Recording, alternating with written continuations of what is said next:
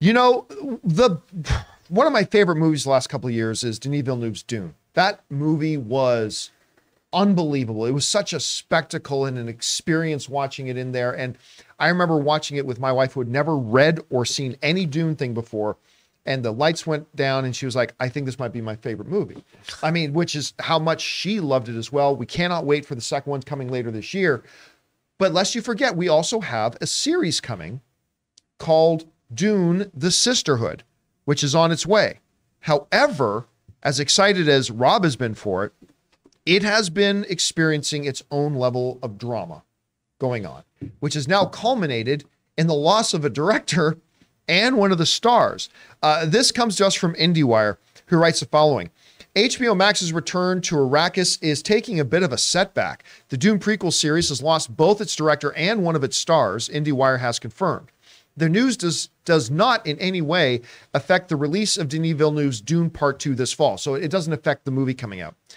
John Renck, I hope I'm saying his last name right, Johan Renck, I should say, who was set to direct the first 2 episodes of the show, and Shirley Henderson, who is an award-winning actress, by the way, who was set to play one of the leads, have both exited the series following the beginning of production in November.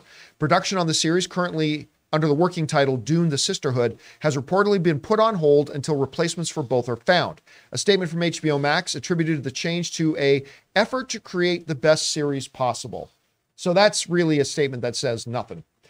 Anyway, Rob, the series production had already started.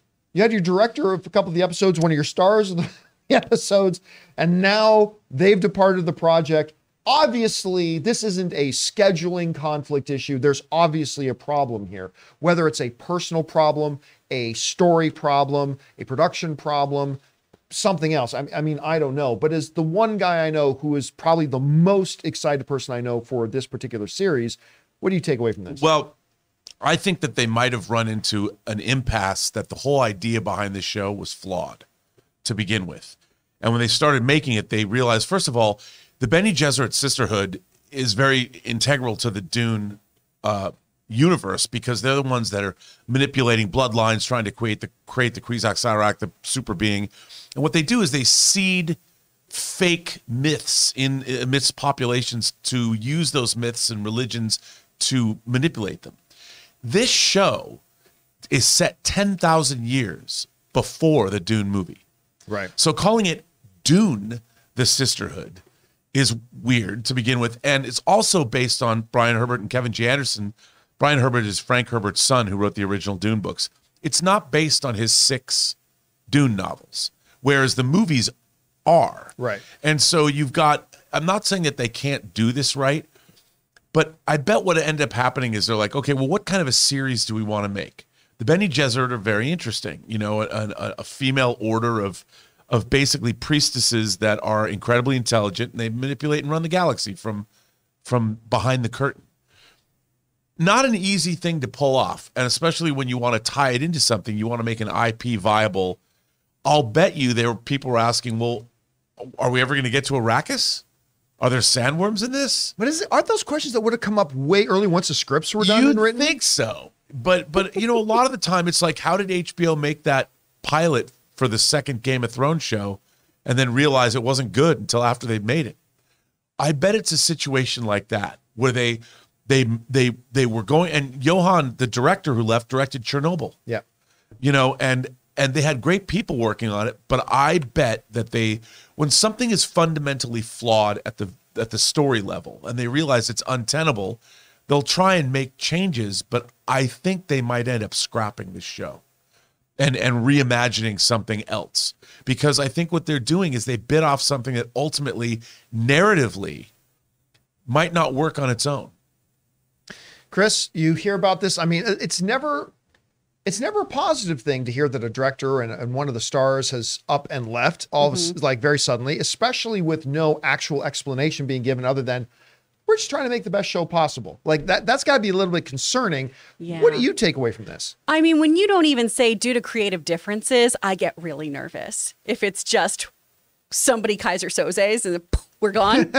I'm a little nervous. And I say that as somebody who is not, as you guys know, very familiar with the Dune mythos. This is one of my blind spots in my geek knowledge and everything. But I mean, big act to follow. That movie, people really, really loved it. I mean, it had so many nominations and everything, too. There's big expectations for this franchise. So I understand, yeah, you want to make the best product possible.